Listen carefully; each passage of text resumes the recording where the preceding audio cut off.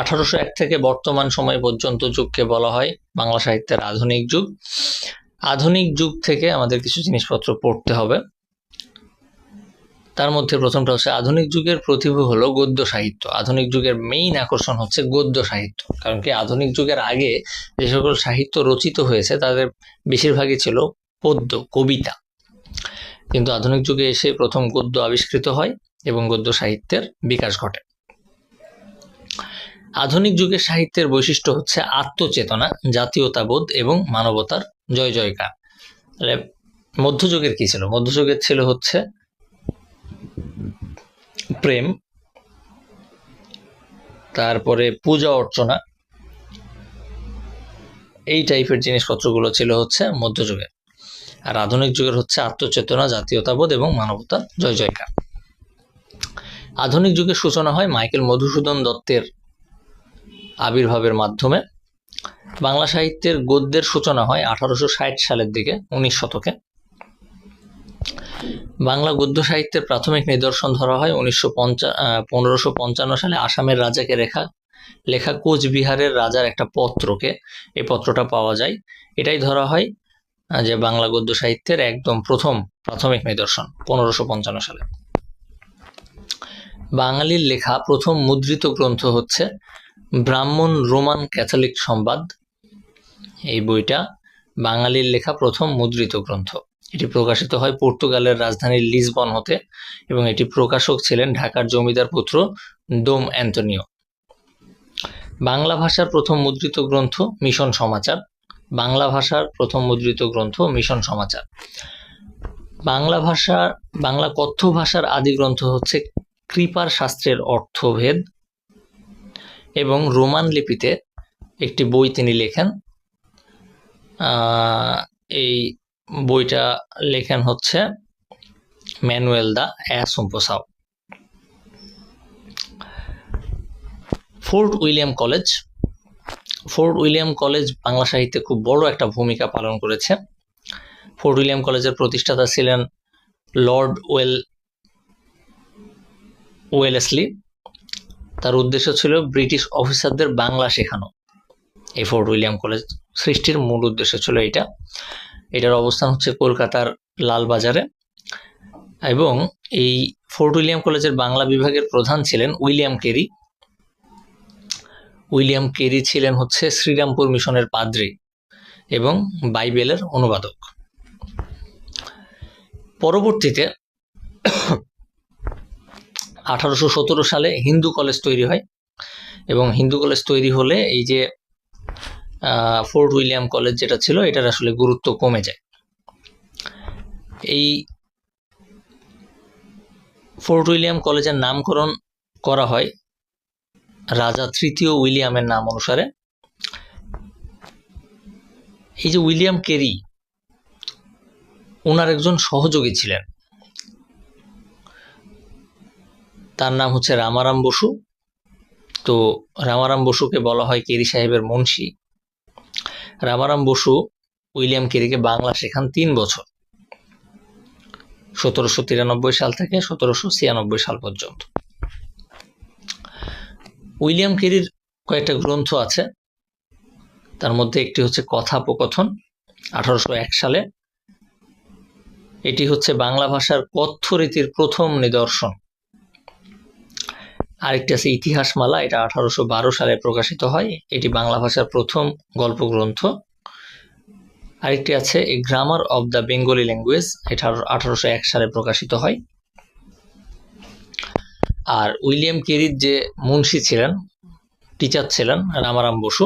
রামারাম বসুরও কিছু সাহিত্য রয়েছে।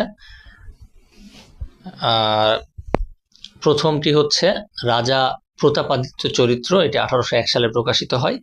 এটি হচ্ছে বাঙালির দ্বারা রচিত বাংলা অক্ষরের প্রথম মুদ্রিত গ্রন্থ। বাঙালির দ্বারা রচিত বাংলা অক্ষরের প্রথম মুদ্রিত গ্রন্থ হচ্ছে রাজা প্রতাপাদিত্য চরিত্র, লিখেছেন রামারাম বসু।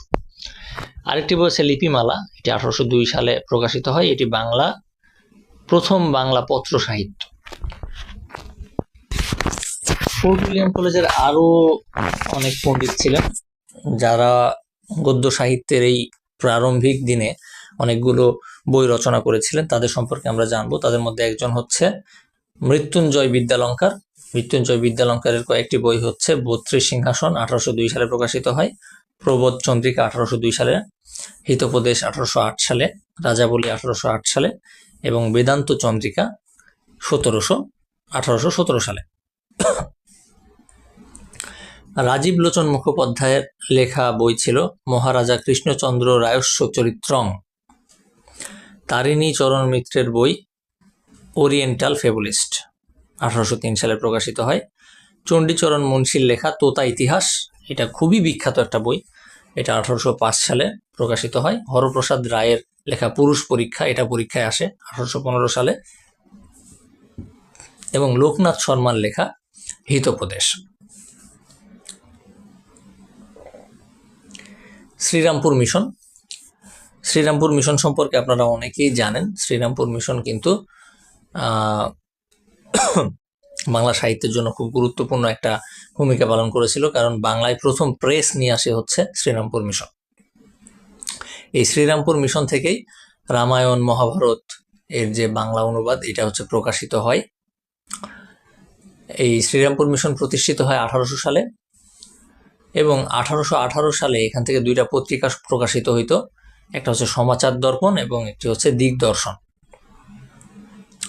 শ্রীরামপুর মিশনে 1800 সাল থেকে 1845 সাল পর্যন্ত চালু ছিল, কিন্তু 1845 সালে শ্রীরামপুর মিশন বন্ধ হয়ে যাওয়ার পরেও আরও 10 বছর অর্থাৎ 1855 সাল পর্যন্ত কিন্তু শ্রীরামপুর মিশনের যে প্রেস এইটা চালু ছিল।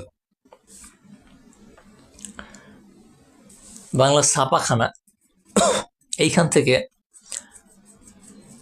প্রত্যেকবার প্রশ্ন আসে। উপমহাদেশের, ভারতীয় উপমহাদেশের প্রথম ছাপাখানা ছিল 1494 সালে প্রতিষ্ঠিত করা হয়। এটা পর্তুগিজ ভাষার ছাপাখানা ছিল, বাংলার ছিল না। মুদ্রাক্ষরের জনক বলা হয় চার্লস উইলকিন্সকে, এবং বাংলা যে আমরা বর্তমানে লিপি দেখতে পাই এই লিপি খোদাই করেন পঞ্চানন কর্মকার। এটা আমরা প্রথম পর্বে দেখেছিলাম বাংলা সাহিত্যের স্পেশাল নোটের। আর 1800 সালে শ্রীরামপুর মিশনে মুদ্রণ যন্ত্র স্থাপিত করেন উইলিয়াম কেরি।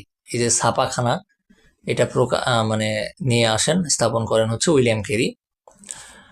বাংলাদেশের প্রথম ছাপাখানা হচ্ছে বার্তাবহ যন্ত্র, এটা রংপুরে 1847 সালে এটা প্রতিষ্ঠিত হয়। এটা পরীক্ষায় অনেকবার আসছে। বাংলাদেশের প্রথম ছাপাখানার নাম কি? এটা হচ্ছে বার্তাবহ যন্ত্র ছাপাখানার নাম, এবং এটি ছিল রংপুরে, আর এটি প্রতিষ্ঠিত হয় 1847 সালে।